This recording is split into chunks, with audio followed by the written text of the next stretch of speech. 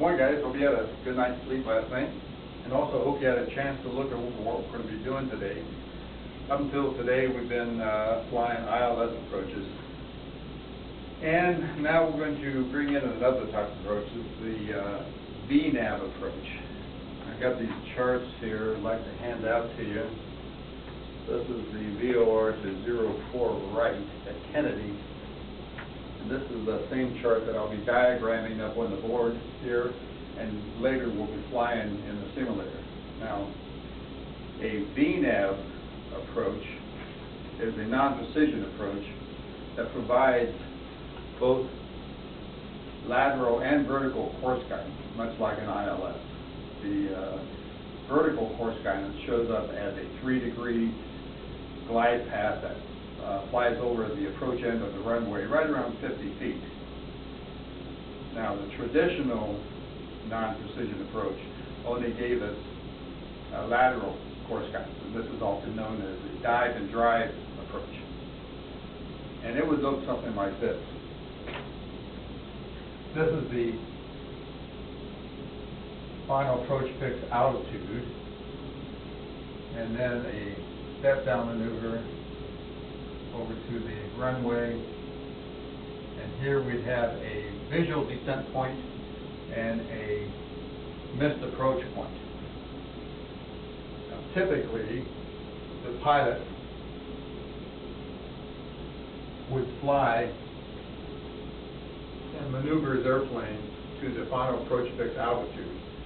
And when he reached the final approach fix, he would descend down using some type of a step-down maneuver, quite often using vertical speed, and descend down to the MDA and follow that into the visual descent point. If you could see the runway, he'd go from his approach flaps to landing flaps, and then continue on down to the landing. If not, he'd come over here to the missed approach point and make a missed approach. Now contrast that with the same pilot flying a VNAV approach. Once reaching the final approach fix, he would intercept a glide path, again, somewhat like an ILS, and fly that glide path down to the minimum.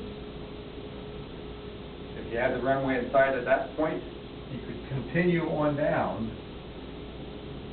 using that stabilized descent rate down to the landing phase. If he didn't have the runway in sight, at this point he'd make a missed approach. Now, the obvious benefit of this type of approach is the constant angle descent down to the minimums, and that in turn helps the pilot transition into the landing phase of the approach. There's no need for power adjustments, no need to reconfigure the flap setting. He'd already be in final flap, landing flaps up here. And there's less likelihood of pilot error or controlled flight into terrain.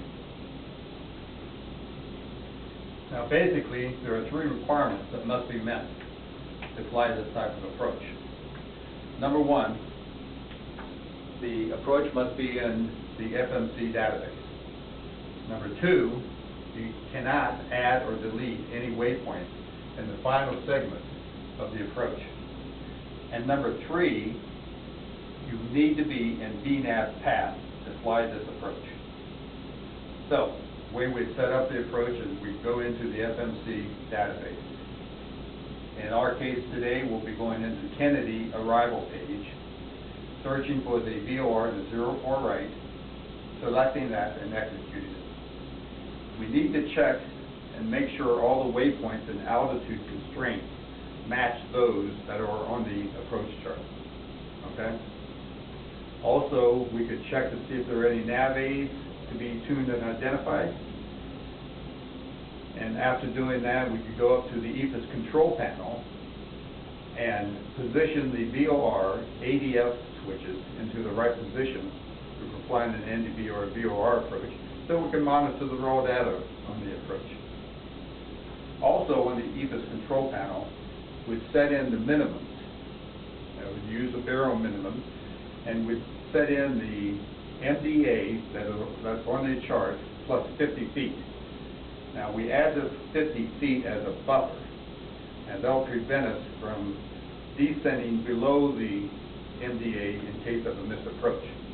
Now there are airlines who have the authorization to use a decision altitude in lieu of the MDA plus 50 feet, and in those cases they would be setting in the MDA itself as the minimum. So, but in our case, it's going to be MDA plus 50 feet. I think it's 640 feet plus 50 is 690. So we'll be setting in 690 feet as our minimum. Now, as a technique, and this is my technique, a lot of other people use it too, you don't have to use it, but as a technique, I like to put a 2-mile circle around the final approach fix and put that in the fix page. If you recall, I said you cannot add or delete any waypoints in that final segment of the approach. Well, you can add items in the fix page, and it's going to show up when you're ND, but it's not going to interfere with the approach. Now, when you're flying the approach, typically your roll mode will be either LNAV or localizer. You'll have the altitude, your minimum, set into your altitude window on your MCP. You'll be in the VNAV, specifically VNAV path for your pitch mode, and you'll be controlling your airspeed using speed intervention. So, looking at this diagram, we'll see how this scenario will play out for us. Here we have a runway, 0 for right, and up here we have the final approach fix. That'll take us right down to that runway. There's a final approach fix altitude, and we'll be on a radar vector with New York approach control. Now earlier in our flight, we checked and got the ATIS. The ATIS was 700 overpass, 2 miles visibility, blowing snow, and the winds are at 040, 25 knots. And the only runway, the only approach they have for us is the VOR to 04 right. So we have selected that, we set the approach up, we briefed the approach, and we're ready to fly it. Now down here, having been based at Kennedy several times myself, it's not unusual for them to have us at 2,000 feet here, at a speed that where we'll need flaps 1. And being on a vector, our roll mode is going to be heading select, and our pitch mode is either going to be flight level change or vertical speed. As we get a little bit closer, we should go to flap 5. Slow the airspeed down and in preparation for the approach. When we are on the intercept heading for the inbound course, we need to arm the LNAV, because we'll be using LNAV for the VOR approach. If there's a localizer approach, we arm the localizer, right?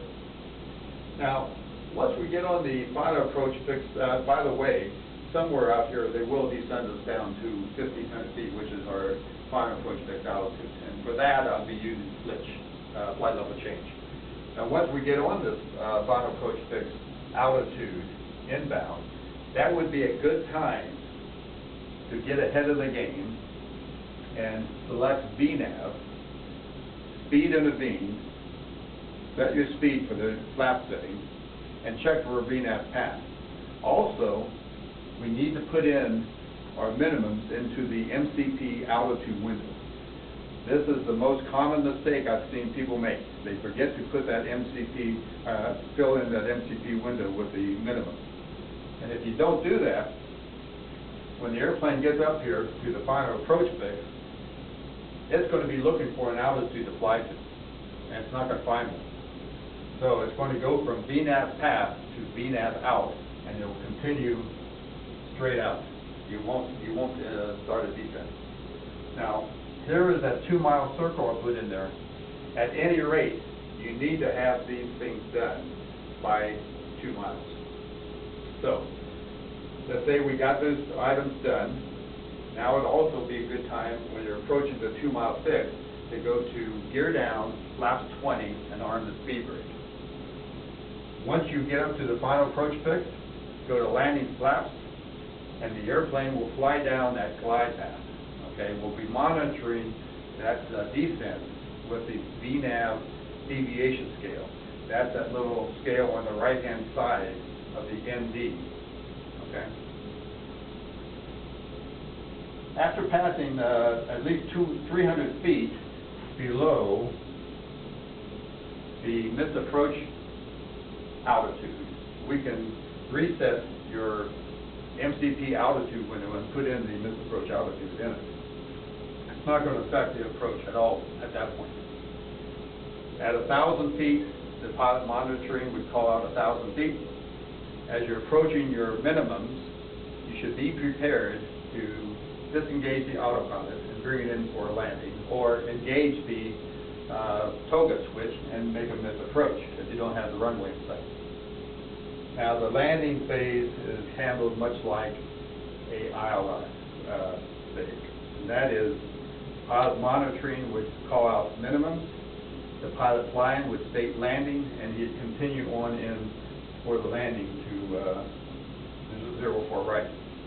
Now we'll be flying this approach, and they have some more complex localizer glide slope out approaches and VOR approaches that we'll also be flying once we get into the simulator.